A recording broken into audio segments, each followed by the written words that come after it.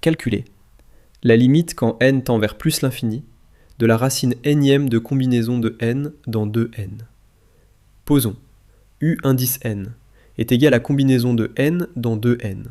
Alors, la racine nème de combinaison de n dans 2n est égale à la racine nème de u indice n.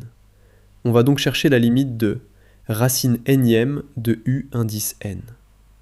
Calculons d'abord le quotient. U indice n plus 1 sur u indice n.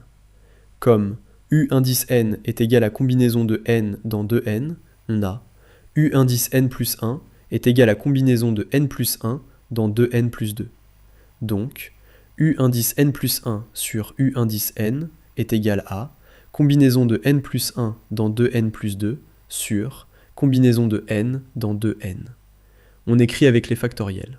Cela donne... Tu bloques sur les espaces vectoriels ? Sous-espace, base, dimension, noyau, image, Grassmann.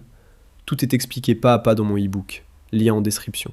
U indice n plus 1 sur U indice n est égal à 2n plus 2 factoriel sur n plus 1 factoriel au carré, multiplié par n factoriel au carré sur 2n factoriel. On simplifie. On sait que 2n plus 2 factoriel est égal à 2n plus 2 multiplié par 2n plus 1 multiplié par 2n factoriel. Et n plus 1 factoriel est égal à n plus 1 multiplié par n factoriel. Donc, n plus 1 factoriel au carré est égal à n plus 1 au carré multiplié par n factoriel au carré. Ainsi, u indice n plus 1 sur u indice n est égal à 2n plus 2 multiplié par 2n plus 1 multiplié par 2n factoriel sur n plus 1 au carré multiplié par n factoriel au carré multiplié par n factoriel au carré sur 2n factoriel.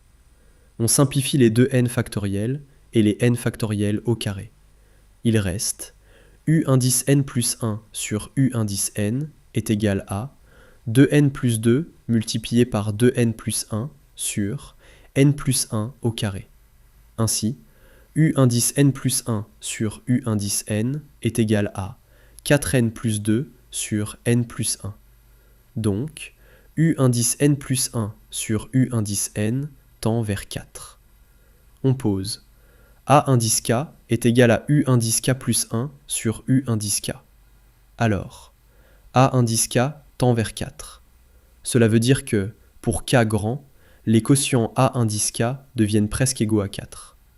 Or, on peut écrire u indice n est égal à u indice 1 multiplié par u indice 2 sur u indice 1 multiplié par u indice 3 sur u indice 2 multiplié par, ainsi de suite, multiplié par u indice n sur u indice n moins 1. Tous les termes se simplifient en cascade. Donc, u indice n est égal à u indice 1 multiplié par a indice 1 multiplié par a indice 2 multiplié par, ainsi de suite, multiplié par a indice n moins 1. Donc, racine nème de u indice n est égal à racine nème de u indice 1 multiplié par a indice 1 multiplié par a indice 2 jusqu'à a indice n moins 1. Comme a indice k tend vers 4, alors, à partir d'un certain rang, les a indice k sont presque égaux à 4. Donc, le produit a indice 1 multiplié par a indice 2 jusqu'à a indice n moins 1 ressemble à une constante multipliée par 4, multipliée par 4, multipliée par, ainsi de suite, multipliée par 4. Autrement dit, il ressemble à une constante multipliée par 4 puissance n.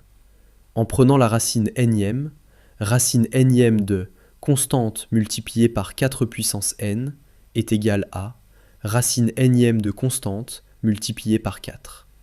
Or, pour toute constante strictement positive c, la racine nème de c tend vers 1 quand n tend vers plus l'infini.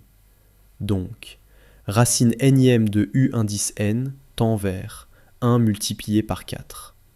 Ainsi, racine nème de u indice n tend vers 4. Comme U indice n est égal à combinaison de n dans 2n, on conclut que la limite quand n tend vers plus l'infini de la racine nème de combinaison de n dans 2n est égale à 4.